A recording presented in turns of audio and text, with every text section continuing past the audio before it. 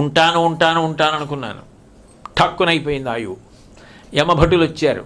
హడిలిపోయాను వాళ్ళని చూసి. బద్ధ్వా గలే యమభటా బహుతర్జయంత. పాశం మెడకి వేశారు.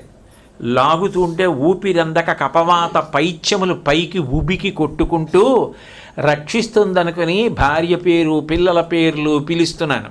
వాళ్ళు అయిపోతోంది, మంచం మించి కిందకి దింపేయమా, బయట పడుకోబెట్టేయమా, చాపేయమా, బొంతేయమా, ఎక్కడ పడుకోబెట్టమని వాళ్ళు అంటున్నారు.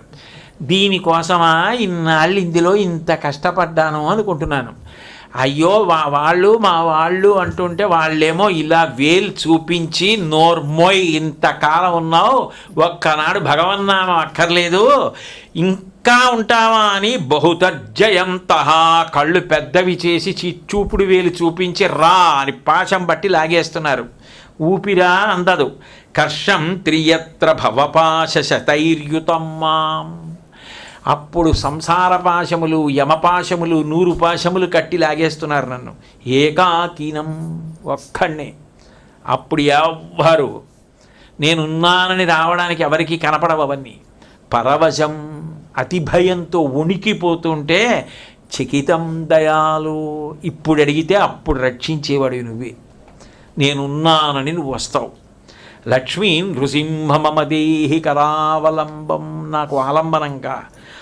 లక్ష్మీపతే కమలనాభ సురేశ విష్ణో యజ్ఞేశ యజ్ఞమధుసూదన విశ్వరూప బ్రహ్మణ్యకేశవ జనార్దన వాసుదేవ. లక్ష్మీ నృసింహమదేహి కరావలంబం. ఏకేన చక్రమ పరేణ కరేణ శంఖమన్యేన సింధుతనయామవలంబ్య తిష్టన్ వామే తరేణ వరదా భయపద్మచిహ్నం. లక్ష్మీ నృసింహమదేహి కరావలంబం. శంఖచక్రాలు 2 చేతులతో పట్టుకుని ఎడంచేత్తో విలాసంగా లక్ష్మీదేవిని కౌగిలించుకుని ఆ పద్మము చిహ్నముగా కలిగినటువంటి నీ అభయహస్తాన్ని చూపిస్తూ నువ్వు తప్ప నన్ను ఎవరు కాపాడతారయా.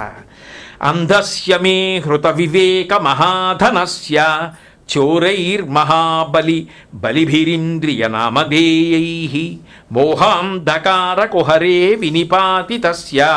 లక్ష్మీ నృసింహమదేహి కరావలంబం.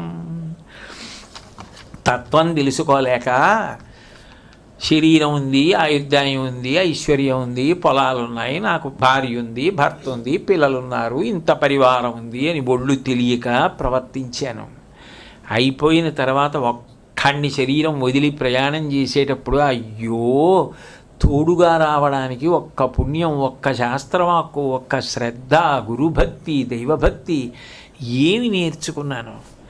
అంత ఆయువైపోయింది, మళ్ళీ వస్తుందా రమ్మంటే? ఇంకా మళ్ళీ ఇలాంటి శరీరం ఎంత దుర్వినియోగం చేసేసాను అని బాధపడి ప్రయోజనం ఏముంది? ఇక తీసుకుపోయిన తర్వాత వాళ్ళు జీవుణ్ణి లాగేశాక అప్పుడు నాకెవరయా దిక్కు? ఇంక సమయం అయిపోతుంటే నువ్వే దిక్కు స్వామి. ప్రహ్లాదన ఇవన్నీ శ్లోకంలో చూసమండి నా సొంత